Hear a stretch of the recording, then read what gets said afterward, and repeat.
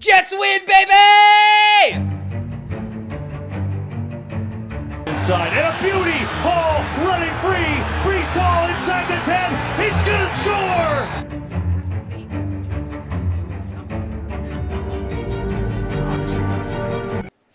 Let's go, guys! Welcome back to Talking Jets with Tigo. My name is Tigo, and New York Jets win over the Buffalo Bills. Oh my God! What a game. Before we hop into that, and before we go over all of the things, New York Jets win over Buffalo Bills, a couple of announcements. First of all, since I didn't do my normal intro, my name is Tigo, and this is Talking Jets with Tigo.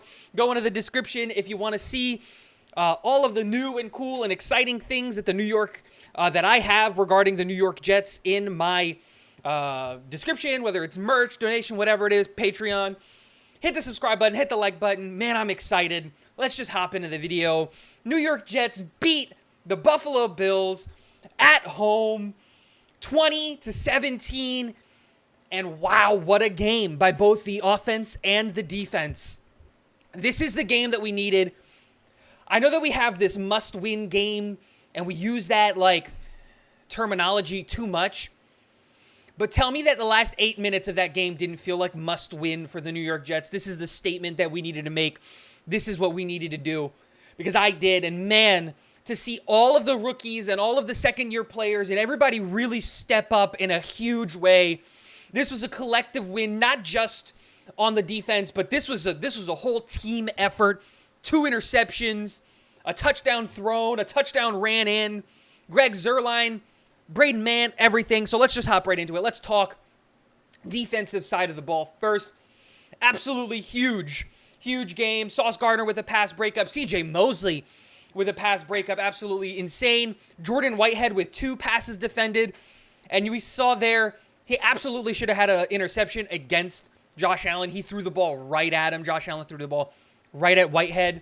That being said, it's unfortunate that he dropped that, but it didn't matter. DJ Reed coming in clutch when he needed to. Michael Carter II, who, in my opinion, is probably one of the best, if not the best slot corner in the NFL right now. I haven't really done the research, but I love what I'm seeing from Michael Carter II on that team. And then let's just talk about the sacks, right? Jamian Sherwood coming in when we thought CJ was going to go down with half a sack. CJ Mosley with the sack.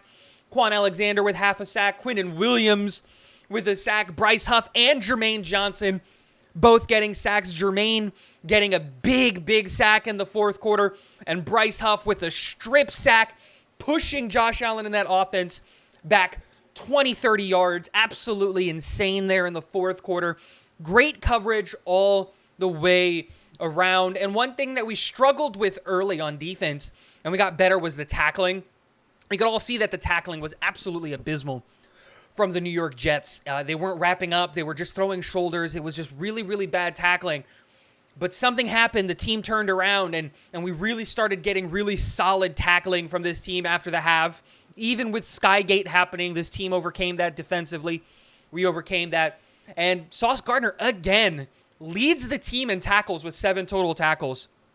Sauce Gardner is incredibly underrated when it comes to his impact in the run game. We know how elite he is in the passing game and in coverage, but people really don't talk about how good he is at shedding blockers and getting and being involved in stopping the run. He has 3 solo tackles today.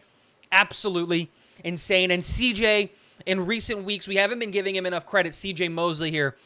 He has been honestly, he's had a back half of the whatever part of the season we are, like a revival of what's going on.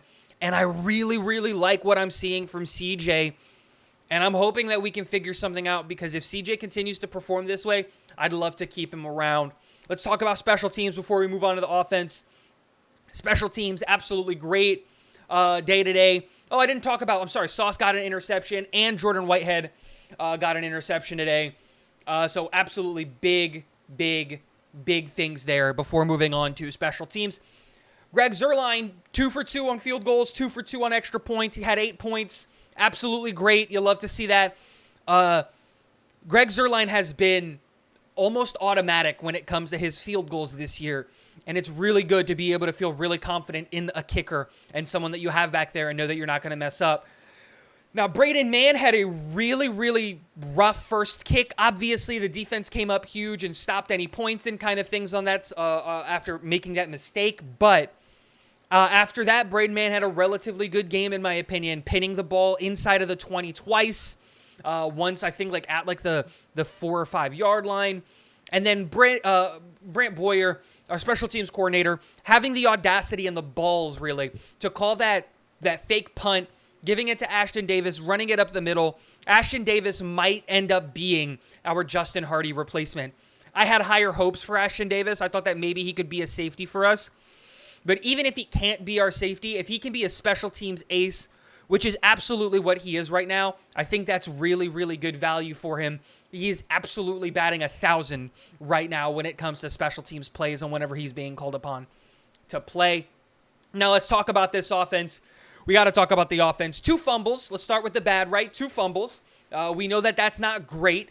One by Zach Wilson, by Von Miller. Obviously, perennial Pro Bowler gets back there. Zach's got to have 2 hands on the ball at all times. We've got that. And then, obviously, Garrett Wilson. Too many pump fakes, trusting in the gloves a little bit too much there. But that's fine. He recovered his own fumble and gains 9 yards, ironically. But let's talk about the good things that we saw from this team. Let's talk about the fact that Zach Wilson went 18 of 25. That's a 72% completion percentage. 6.2 yards on average depth of throws. 1 touchdown, 0 interceptions. Let's talk about this offensive line. I talked about it before, how we're going to need to help this offensive line. Buffalo has an elite pass rush, and they were only able to get to Zach Wilson twice. Zach Wilson got sacked twice today. Zach looked much more confident, and I really didn't want to make any videos this week.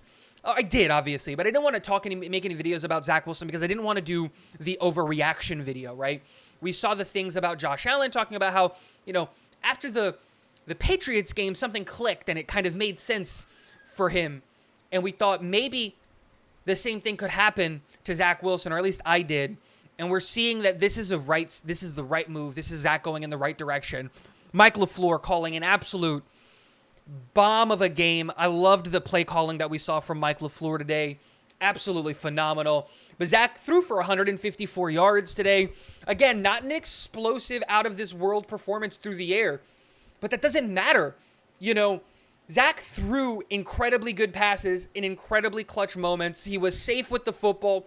There was very few, if any, plays where I looked at it and I went, dang, that was almost an interception or that was a bad throw.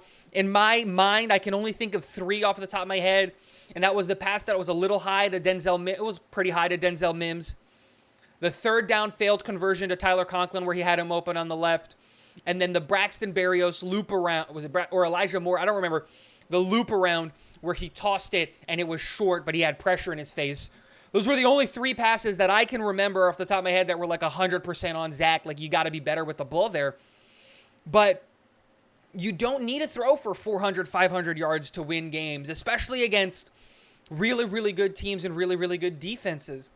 Buffalo was only one of the highest flying passing offense. They only got 205 yards on our defense.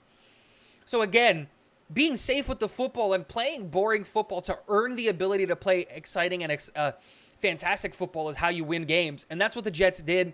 Let's talk about this rushing attack. Michael Carter absolutely exploded. 12 carries for 76 yards, 6.3 yards per carry with a touchdown. His longest run being a 25-yard run. I was talking about this before the game, and I mentioned it, how it seems like Michael Carter maybe has lost a step or something along those lines, and I couldn't figure out why. Man, he looked insanely good today. He had a high volume of production.